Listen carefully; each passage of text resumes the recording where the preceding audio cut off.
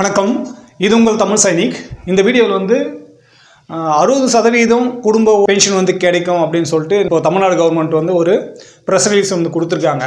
So அதோட அடிப்படையில் ஏற்கனவே வந்து எப்படி வந்து குடும்ப ஓய்வூதியம் வந்து கால்குலேட் பண்ணுறாங்க, அதுக்கும் இப்போ இவங்க வெளியிட்டிருக்க இந்த அறிக்கைக்கும் என்ன தொடர்பு இருக்குது, அதே மாதிரி சென்ட்ரல் கவர்மெண்ட்டுக்கும் ஸ்டேட் கவர்மெண்ட்டுக்கும் இந்த ஓய்வூதிய ரூல்ஸ், அதாவது பென்ஷன் ரூல்ஸ் வந்து கிட்டத்தட்ட ஒரு 70லேருந்து 80% வந்து ஒன்றா தான் இருக்குது. ஸோ ஒரு சில கண்டிஷன்லலாம் இவங்க வந்து மாற்றி கொடுத்தாலுமே பென்ஷன் கேல்குலேஷன் சரி, பென்ஷன் ரூல்ஸும் வந்து பார்த்தீங்கன்னாக்கா இங்கே ஒரு 80% வந்து சேமாக தான் இருக்குது. ஸோ அதோட அடிப்படையில் இவங்க என்ன சொல்லியிருக்காங்க அப்படின்றோட அந்த உண்மை நிலையை தான் இந்த வீடியோவில் வந்து நம்ம டீட்டெயில்டாக பார்க்க போகிறோம். ஸோ இது வந்து நம்ம சென்ட்ரல் கவர்மெண்ட்டோட ஒரு பிபிஓ வச்சு ஏற்கனவே வந்து எப்படி பென்ஷன் கேல்குலேட் பண்ணுறாங்க, அவங்க சொன்னதுக்கும் இவங்க சொன்னதுக்கும் என்ன வித்தியாசம் இருக்குன்றது வந்து நம்ம இந்த வீடியோவில் வந்து டீட்டெயிலாக பார்க்கலாம். ஸோ இந்த வீடியோ பார்க்கறதுக்கு முன்னாடி என்னோடய வேண்டுகோள் என்னென்னா, முதல் முறையாக நம்மளோட சேனல் பார்க்குறவங்க மறக்காமல் சேனலை சப்ஸ்கிரைப் பண்ணிவிட்டு பக்கத்தில் இருக்க பெல் ஐக்கானை கிளிக் பண்ணிங்க. அதே போல் சேனலில் இருக்க பழைய வீடியோ பார்த்தோம் ஷேர் பண்ணியும் சேனலுக்கு சரி பென்ஷனுக்கு சரி உங்களோட சப்போர்ட்டை வந்து கொடுங்க.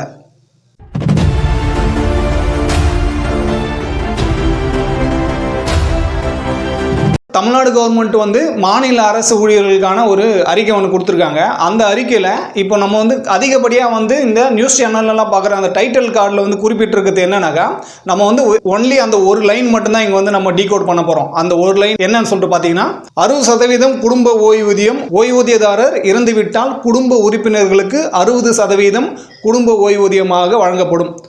அதாவது ஒரு ஓய்வூதியதாரர், ஒரு எம்ப்ளாயி வந்து ரிட்டையர்மெண்ட் ஆகிட்டாரு, அவர் வந்து ஓய்வூதியம் வாங்குறாரு. அவர் இறந்த பிறகு அவர் வந்து யாரை நியமிச்சிருக்காரோ, அவருக்கு அடுத்து யார் வந்து குடும்ப ஓய்வூதியம் வாங்கலாம் அப்படின்னு சொல்லிட்டு அவர் வந்து நியமிச்சிருக்காரோ அவங்களுக்கு 60% ஓய்வூதியம் வந்து கிடைக்கும்னு சொல்லிட்டு சொல்லியிருக்காங்க. ஸோ இந்த 60% எந்த அமௌண்ட்லேருந்து 60% அப்படின்னு சொல்லிட்டு நம்ம இங்கே பார்க்கலாம். ஸோ அதுக்கு முன்னாடி ஃபேமிலி பென்ஷன் வந்து பார்த்தீங்கன்னாக்கா 2 விதமான ஃபேமிலி பென்ஷன் இருக்குது. ஒன்று வந்து என்ஹான்ஸ் ரேட் ஃபேமிலி பென்ஷனு, இன்னொன்று வந்து பார்த்தீங்கன்னாக்கா normal rate family pension. So இது ரெண்டுமே எப்படி கிடைக்கும், யாருக்கு கிடைக்கும், எத்தனை வருஷம் கிடைக்கும் அப்படின்னு சொல்லிட்டு நம்ம டீட்டெயிலாக நம்மளோட சேனலில் வந்து பேசியிருக்கோம். ஸோ அதை பார்த்தா இன்னுமே உங்களுக்கு வந்து டீட்டெயிலாக புரியும். ஸோ இந்த என்ஹான்ஸ் ரேட் ஆஃப் ஃபேமிலி பென்ஷன்ன்றது என்னன்னு சொல்லிட்டு பார்த்தீங்கன்னாக்கா, ஒரு ஊழியர் பென்ஷன் அவுட் ஆக போகிறாரு, அவருக்கு என்ன பென்ஷன் வந்து கொடுப்பாங்க, என்ன தொகை வந்து பென்ஷன் வந்து கொடுப்பாங்கன்னு சொல்லிட்டு நம்ம முதல்ல வந்து பார்க்கலாம். ஸோ இந்த பென்ஷன் கேல்குலேஷன் வந்து 6வது பே கமிஷனுக்கு அப்புறம் அவர் வாங்குகிற லாஸ்ட்டு சம்பளம் என்னவோ, சென்ட்ரல் கவர்மெண்ட் டிஃபென்ஸ் பொறுத்த வரைக்கும் பேசிக் பே எடுப்பாங்க, எம்எஸ்பி எடுப்பாங்க, கிளாஸ் பே எடுப்பாங்க. ஸோ இது 3தோட கூட்டுத்தொகையை வந்து எவ்வளோ வருதோ அது வந்து 2ஆல் வகுத்தாச்சுனாக்கா என்ன தொகை வருதோ அதுதான் வந்து அவங்களோட பேசிக் பென்ஷனாக வந்து இருக்கும். அதுக்கப்புறம் அவங்களுக்கு வந்து டிஆர் ஆட் ஆகிட்டு வரும். ஸோ இதே மாதிரி ஸ்டேட் கவர்மெண்ட்டுக்கு வந்து அவங்க 6வது பே கமிஷனுக்கு அப்புறம் இன்றைக்கி டேட் வரைக்கும் அவங்க என்ன கேல்குலேஷன் பண்ணிட்டு இருக்காங்க அப்படின்னாக்கா, இது வந்து பென்ஷன் கேல்குலேஷனோட அந்த மெத்தட் தான் நான் வந்து சொல்லிட்டு இருக்கேன். இந்த enhance rate of family pension, அதாவது ஒரு ஊழியர் வந்து பென்ஷன் வாங்க போகிறாரு அப்படின்ற பட்சத்தில் அவரோட 50% எமோல்மெண்ட்ஸ் வந்து என்னன்னாக்கா பே எடுக்கிறாங்க, நெக்ஸ்ட்டு ஸ்பெஷல் பே எடுக்கிறாங்க, நெக்ஸ்ட் வந்து பார்த்தீங்கன்னாக்கா பர்சனல் பே எடுக்கிறாங்க, அடுத்து கிரேட் பே எடுக்கிறாங்க. ஸோ இந்த 4 பேவோட இது வந்து ஒரு சிலருக்கெல்லாம் ஸ்பெஷல் பே கிடைக்காமலும் இருக்கலாம். ஸோ உங்களுக்கு என்ன பே கிடைக்குதோ இந்த 4 சொல்லியிருக்காங்க, இதில் வந்து உங்களுக்கு எதெல்லாம் கிடைக்குதோ அதெல்லாம் சேர்த்து வர தொகையை 2ஆல் வகுத்தாச்சு அப்படின்னாக்கா அதுதான் உங்களோட பேசிக் பென்ஷனாக இருக்கும். இப்போ உதாரணமாக நம்ம வந்து இந்த பிபிஓ வந்து பார்த்துட்ருக்கோம். இந்த பிபிஓ படி மிலிட்ரி சர்வீஸ் பே வந்து 5200, கிளாசிஃபிகேஷன் அலவன்ஸ் வந்து 450.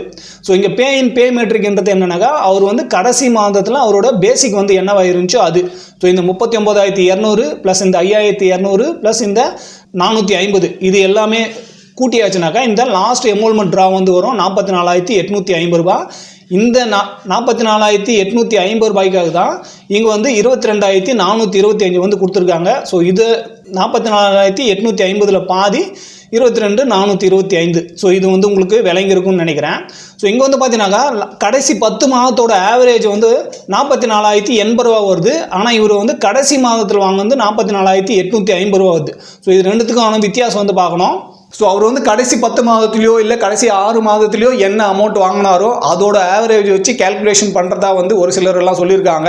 ஸோ இந்த 6வது பே கமிஷன் படி பென்ஷன் கேல்குலேஷன் வந்து என்னன்னா, கடைசி மாதத்தில் வாங்கின லாஸ்ட் என்ரோல்மெண்ட் ட்ரா என்னவோ அதோட பாதி தான் உங்களுக்கு வந்து பேசிக் பென்ஷனாக வந்து கிடைக்கும். அதுக்கப்புறம் அந்த டிஏ வந்து ஆட் ஆகிட்டு வரும். ஒரு ஊழியர் ஓய்வூதியராக மாறும்போது கிடைக்கிற தொகை 50%. அதே அமௌண்ட் தான் என்ஹான்ஸ் ரேட் ஆஃப் ஃபேமிலி பென்ஷன்லையும் கிடைக்கும். ஓய்வூதியதாரருக்கும் குடும்ப ஓய்வு என்ஹான்ஸ் ரேட்டில் வாங்குகிற குடும்ப ஓய்வூதியதாரருக்கும் எந்த ஒரு தொகையுமே வந்து வேறுபாடு வந்து இருக்காது. ஸோ இந்த லாஸ்ட் என்ரோல்மெண்ட் ட்ரா வந்து 44,850 ரூபா. இதுக்கான பேசிக் பே, அதாவது என்ஹான்ஸ் ரேட்டில் வந்து 50% பென்ஷன் வந்து 22,425 ரூபா. இதுக்கான டிஏ வந்து ஆட் ஆகும். ஸோ இப்போ இந்த 60% தமிழ்நாடு கவர்மெண்ட் சொல்லியிருக்கிற அந்த 60% வந்து 22,425 ரூபா படி 60% வந்து எடுத்துக்கிறாங்க. அப்படின்ற பட்சத்தில் நார்மல் ரேட் வந்து 13,455 ரூபா வந்து கிடைக்கும். ஸோ இது ஆக்சுவலாக இதுதான் இந்த 22,425 ரூபா ஒரு அரசு ஊழியர் என்ன அவரோட பேசிக் பே வாங்கிட்டு இருந்தாரோ அந்த பேசிக் பேயிலிருந்து 60% வந்து கால்குலேட் பண்ணுவாங்க. அதுதான் normal rate of family pension. So இங்கே என்ஹான்ஸ் ரேட் ஃபேமிலி பென்ஷன் வந்து அவங்களுக்கு 22,425 ரூபாயே கிடைக்கும். நார்மல் ரேட்டாக மாறும்போது இந்த தொகையோட 60% வந்து கிடைக்கும். அதுதான் இந்த 13,455 ரூபா. இவங்க கொடுத்துருக்க அறிக்கையில் 60% மட்டும்தான் கொடுத்துருக்காங்க. ஸோ அந்த 60% இந்த 44,850 ரூபாய்க்கு நம்ம வந்து எடுக்கிறோம் அப்படின்ற பட்சத்தில் 26,910 ரூபா வந்து வருது. ஸோ இந்த 26,910 ரூபா வந்து பார்த்தீங்கன்னா ஏற்கனவே 50% வந்து என்ன ஒரு அரசு ஊழியர் ஓய்வூதியராக மாறும்போது என்ன தொகை வந்து கிடைக்குமோ அது விட அதிகமாக வந்து கிடைக்குது. ஸோ இதுக்கு வந்து இங்கே வாய்ப்பே வந்து கிடையாது. ஸோ நீங்கள் வந்து இதில் தெளிவாக வந்து நீங்கள் புரிஞ்சுக்கணும். 60% வந்து எதோட தொகை அப்படின்னா யார் வந்து ஓய்வூதியம் வாங்குறாரோ அவருக்கு என்ன பேசிக் கிடைக்குதோ அந்த தொகையிலிருந்து 60%. ஸோ அதுதான் ஏற்கனவே வந்து கால்குலேட் பண்ணியிருப்பாங்க. இது வந்து பழைய பென்ஷனரெல்லாம் வந்து இந்த கால்குலேஷன் படி தான் பென்ஷன் வாங்கிட்டு இருக்காங்க. ஸோ மேபி உங்களுக்கு யூபிஎஸ் முறையிலும் நீங்கள் வந்து பென்ஷன் அந்த ஸ்கீம் அண்டரில் வரும்போது இங்கே வந்து உங்களுக்கு அந்த வேறுபாடு வருது. ஸோ அவங்களுக்கு இங்கே 50% வந்து கொடுக்கணும் சொல்லியிருக்காங்க. ஸோ அது வந்து வரவேற்கத்தக்கது.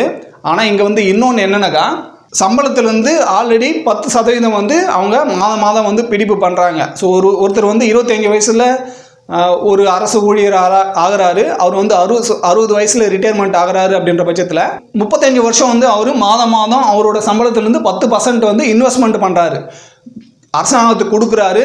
ஸோ அந்த தொகையிலிருந்து இவங்க வந்து பென்ஷன் கொடுக்குறாங்க. ஸோ அதோட கேல்குலேஷன் வந்து நம்ம அடுத்து வர வீடியோவில் வந்து பேசலாம். ஆனால் உங்களோட சம்பள காசுலேருந்து 10% கவர்மெண்ட் வந்து பிடிக்கிறாங்க. ஸோ இந்த கேல்குலேஷன் இப்போ இதுக்கு முன்னாடி சொன்னது எல்லாமே வந்து இதுவே பழைய ஓய்வூதியராக இருக்காங்க அவங்களுக்குனாக்கா இந்த 10% வந்து பிடித்தம் வந்து ஆகலை.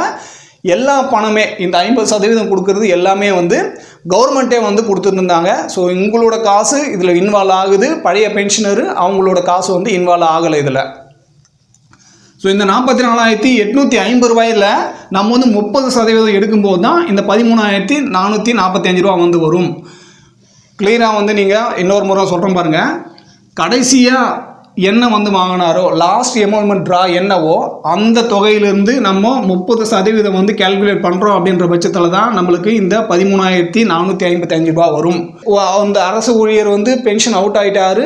அவர் என்ன பென்ஷன் வாங்கிட்டு இருக்காரோ அவர் இறக்கும்போது என்ன பேசிக் வந்து இருந்தாச்சோ அந்த பேசிக்கோட 60% கால்குலேட் பண்ணும்போது உங்களுக்கு normal rate of family pension வந்து கிடைச்சிடும். ஸோ இது வந்து நீங்கள் கிளியராக வந்து புரிஞ்சுக்குங்க. ஏன்னா இந்த என்ஹான்ஸ் ரேட் ஃபேமிலி பென்ஷனில் கிடைக்காம நார்மல் ரேட்லேயே வந்து ஒரு சிலருக்கு வந்து கிடைக்க ஸ்டார்ட் ஆகிடுது. ஸோ அதை பற்றியும் நம்ம வந்து அடுத்து வர வீடியோவில் வந்து பேசலாம். யாருக்கு எப்படி வந்து என்ன ப்ராப்ளத்து மூலிமா இந்த என்ஹான்ஸ் ரேட்டில் வந்து பென்ஷன் வந்து கொடுக்காம நார்மல் ரேட்டில் வந்து கொடுக்க ஸ்டார்ட் பண்ணியிருக்காங்க அப்படின்னு சொல்லிட்டு. ஸோ அதே போல் இங்கே இது இன்னொன்று சொல்கிறாங்க, இந்த டெத் கிராஜுவிட்டி. இந்த கிராஜுவிட்டி அமௌண்ட் வந்து பார்த்திங்கன்னா இப்போது லென்த் ஆஃப் சர்வீஸுக்கு தகுந்தாப்புல அவங்களோட ரேங்க்குக்கு தகுந்தாப்புல இங்கே வந்து இந்த கிராஜுவிட்டி அமௌண்ட் வந்து வேறுபடும். ஸோ அதனால் எல்லாருக்குமே இந்த 25 லட்சம் கிடைக்குமானாக்கா கிடையாது.